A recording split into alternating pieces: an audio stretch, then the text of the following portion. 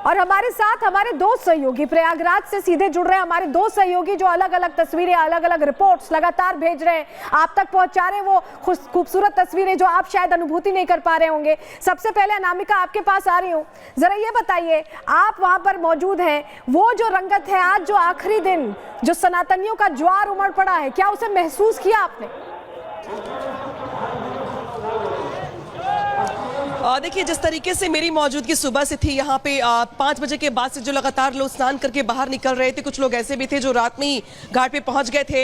Air show से लेकर के पुष्प वर्षा से लेकर के मैंने हर वो रंग देखा है, न सिर्फ देखा है बल्कि महसूस किया है, लोगों की भावनाएं देखी है, सुनी है। और बहुत सारे लोग तो मुझसे नाराज भी हो गए इस बात को लेकर कि आप मुझसे बात क्यों नहीं कर रही हैं, आप मेरी बात क्यों नहीं पहुंचा रही हैं। मैंने पूछा कि ठीक है बताइए क्या कहना चाहते हैं आप, तो उनको कहना ये था कि वो बहुत भाव विभोर हो रहे हैं यहाँ पे आके, उड़ीसा से, मध्य प्रदेश से, राजस्थान से, गुजरात से, दुनिया के अलग अलग कोने से, दुबई से लोग यहाँ पे आए थे, बंगाल से लोग आए थे यहाँ पे, बांग्लादेश से लोग यहाँ पर आए हुए थे, आए हुए अभी भी हैं। और देखिए यहाँ पे जो रेला देख रही है आप जाने का, तस्वीर मैं दिखाऊंगी दिखाने के लिए। अच्छा जरा तस्वीर दिखाइए, देखिए अभी भी जो तस्वीर देख रही है आपकी वापसी की तस्वीर है, अभी भी लोग आ रहे हैं, अभी भी लोग जा रहे हैं। और हालांकि भले समापन हो रहा हो आज, लेकिन जरा राघवेंद्र का रुख कर रहे हैं। राघवेंद्र, मुझे लगता है करीब 40 दिन तो आपने भी कुंभ में प्रवास किया है, तस्वीरें भेजी हैं, आप वहां लगातार मौजूद रहे हैं, जरा बताइए, आपने हर वो तस्वीर देखी जो उतार चढ़ाव भी कुंभ में आए वो भी देखा, और जिस तरह के इंतजाम थे उनकी तारीफ भी देखी, और रिकॉर्ड बनते हुए भी देखा, जरा अपना अनुभव भी बताइए और लोगों से बात भी करिए।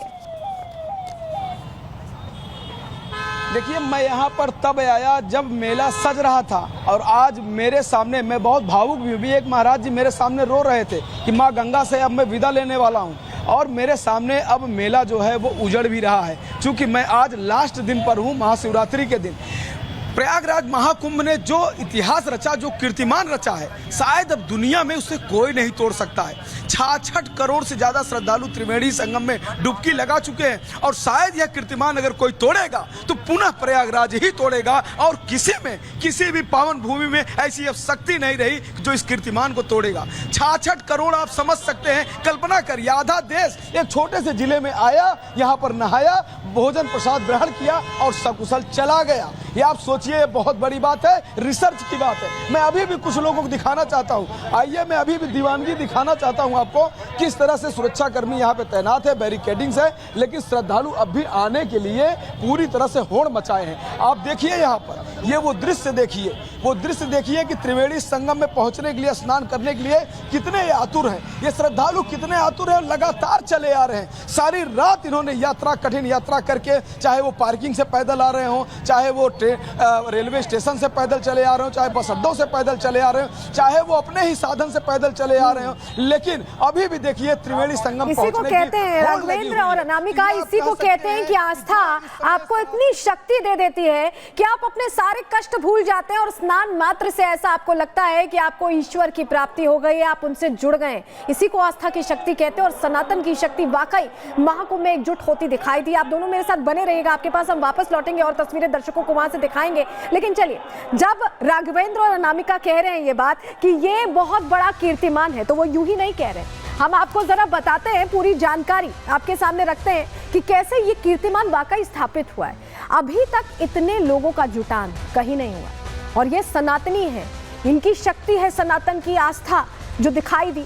क्यों हम ऐसा कह रहे हैं, जानकारी आपके सामने रख रहे हैं। जरा 2024 के आंकड़े देखिए, पिछले साल ये मक्का की तस्वीर है। मक्का में 1 करोड़ 40 लाख लोग पहुंचे, जो रिकॉर्ड सामने आया। ग्राफिक्स जरा दिखाइएगा, ये देखिए, 1 करोड़ 40 लाख पहुंचे। वेटिकन सिटी में कितने लोग पहुंचे?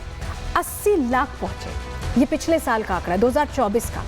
अब जरा आपको हम बता देते हैं कि प्रयागराज में कितने लोग पहुंचे। देखिए तस्वीर बदली, और सिर्फ 45 दिन में, वो साल भर के आंकड़े थे वेटिकन सिटी के और मक्का के, हम आपको अब प्रयागराज के 45 दिन के आंकड़े दिखा रहे हैं। और 66 करोड़ तो अभी दिन का आंकड़ा है, शाम होते होते इसमें भी बढ़ोतरी होगी।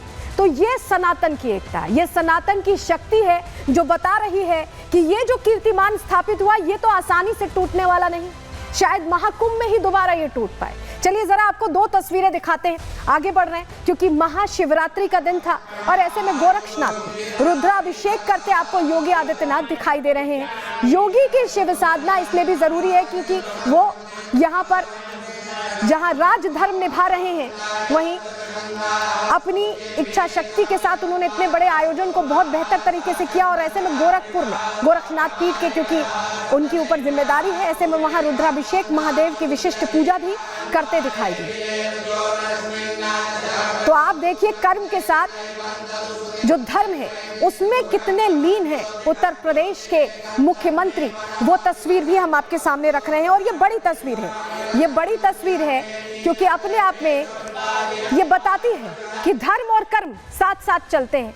और ये जो महाकुंभ है, इसमें टेक्नोलॉजी का भी हमने, जो एक तरह से हम कहते हैं कि हम एआई टेक्नोलॉजी के ज़माने में आ गए, तो महाकुंभ परंपरा और टेक्नोलॉजी का मिलान कैसे हुआ, ज़रा ये भी समझ लीजिए। इस बार क्राउड कंट्रोल से लेकर सुरक्षा तक पर हर चीज़ में एआई का इस्तेमाल हुआ है। एआई की मदद ली गई, आर्टिफिशियल इंटेलिजेंस की मदद ली गई है। एआई की मदद से अलग अलग विभागों का तालमेल बैठाया गया।